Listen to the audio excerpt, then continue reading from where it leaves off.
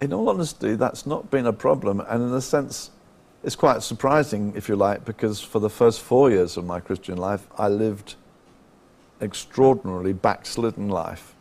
And I never doubted I was a Christian, and that's probably because how bad I felt about myself, that I thought that as a Christian I shouldn't be doing this. But I never questioned whether I was a Christian.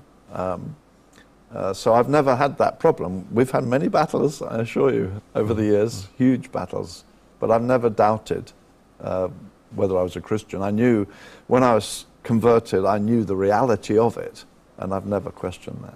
Terry, we're in the last couple of minutes of our programme. If for someone who right at this moment is battling with their faith, wants to believe but are really struggling, how would you encourage them? I think that the promises of the Lord Jesus are absolutely wonderful. One needs to consider that the Lord Jesus himself came from the Father. He came to bear away our guilt and shame. He came making wonderful overtures of love and affection. So come to me. And it's not just a mental process. It is a coming to God.